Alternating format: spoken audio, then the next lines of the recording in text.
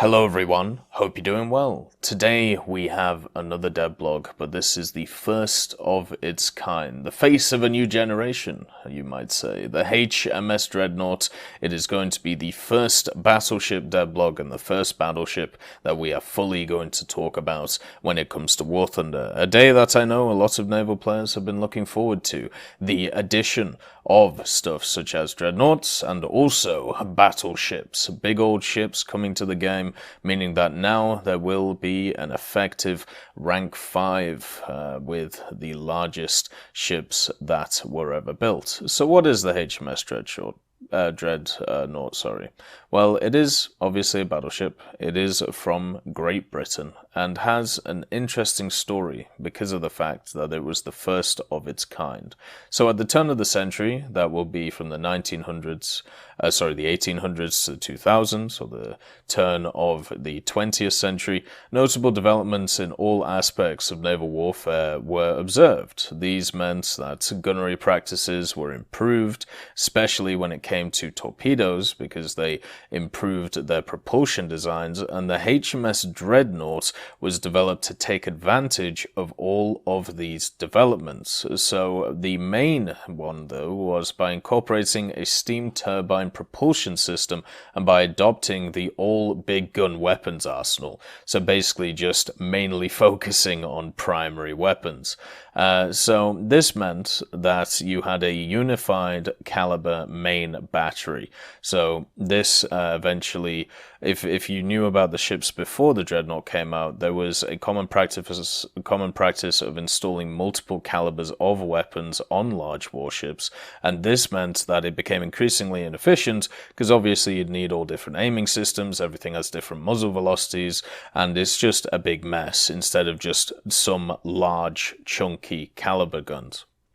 So with the HMS Dreadnought, it was also the first warship which was fitted with steam turbines, which gave it greater speed than any comparable warship at the time. Now, compared to the ships that we have in game, it's still going to be relatively slow, but you got to remember this thing was laid down in October 1905 and was launched in February 1906, and after undergoing sea trials, it was commissioned into service with the Royal Navy's Home Fleet as the flagship in December, just 15 months after it was laid down, showing how impressive this machine was at the time. So immediately after entering service, it rendered all older battleships obsolete due to its advanced design.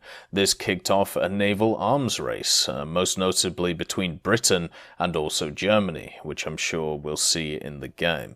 Unfortunately, the BR system might mean that the Dreadnought is a little bit unfortunately. Like, it will probably get annihilated by machines which were built to beat the Dreadnoughts, but it is how it is. You know, it's still a really nice piece of history, and I'm glad that we get to see it. And during World War I, it didn't really see a lot of action. It missed the critical Battle of Jutland in 1916 as the ship was carrying out other duties, and although it was designed to defeat other battleships, the Dreadnought's most famous encounter was with hostile forces and sank a German U-boat, the U-29, and the way it did it was by ramming it in 1915. So there you go. It is the only battleship which has ever sunk a submarine by ramming it, which is an interesting accolade. So after the First World War, the HMS Dreadnought became surplus to requirement as more and more modern battleships took her place. And after a brief post-war service, it was sold for scrap in May 1921. So even though this thing, was broken apart, its construction represented such a milestone in naval development that history remembers it as nothing short of a naval legend. And that is completely true. This thing really will always be part of what we know as naval history because of what it was able to create, because of what it was able to do with its innovative design, and hopefully in game it will take its place at least as a competitive vehicle when it comes to the top echelons. So when we have a look at this machine, the main guns that it has, because remember, it is based around its main guns and not really anything else. As you can see, these large guns, it has 10 305mm cannons, or 12-inch cannons, which are split into 5 twin turrets. Now, generally, what you'll be able to do is get 4 twin turrets on target at once, because the way that the design is set is it's set in I suppose you'd say 3 singles, 2 on the back, 1 on the front, and then you have the guns, which you can see in the picture here, which you have 1 on the side of the right-hand side of the bridge and 1 on the left. So being able to get all guns on target is pretty much impossible for this machine, so that is something to note.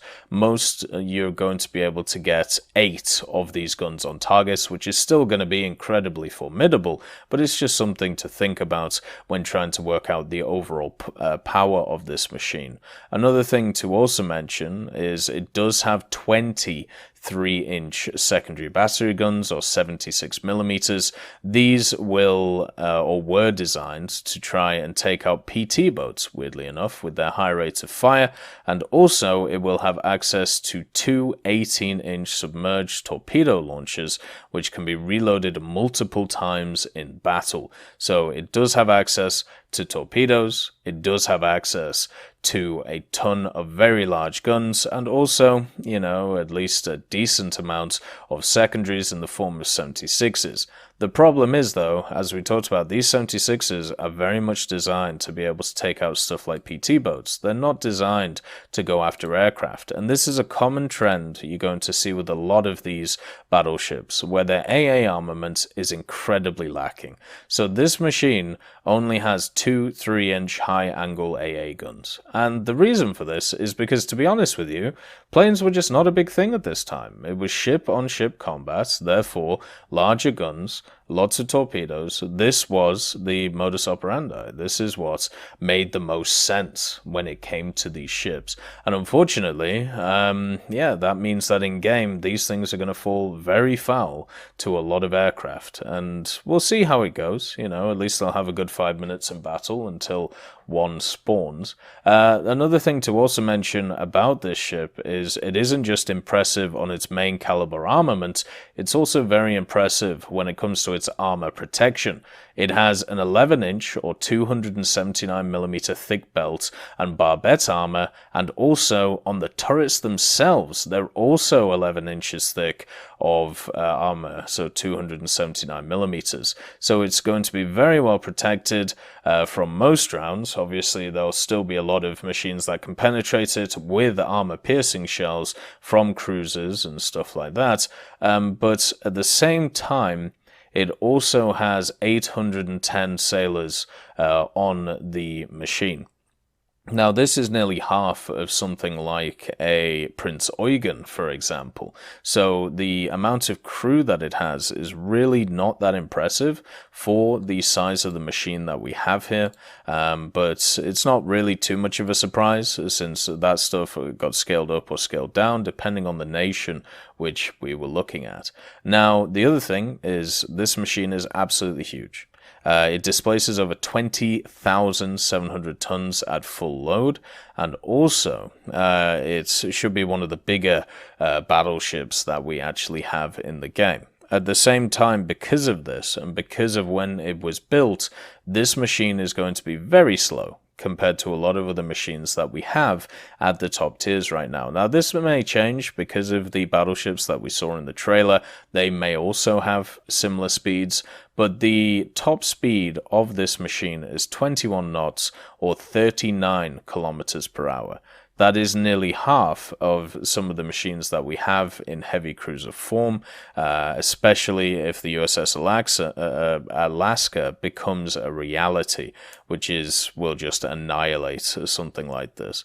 So yeah, it's really nice to see this machine. The HMS Dreadnought is one of those vehicles that may not always be something which can take over a game. It may not be the best thing in the game, but it's just like the HMS Hawkins in a way, where sometimes War Thunder isn't just about gameplay, which sounds a little bit odd, But a lot of the time, at least for me, it's about being able to tell the history of these vehicles and trying to get people involved in the overall history of them. And I think something like this, with having the Dreadnought in game, it's going to be a great educational tool. It's going to be a great teaching tool to be able to show people what the ships at the turn of the 20th century were like.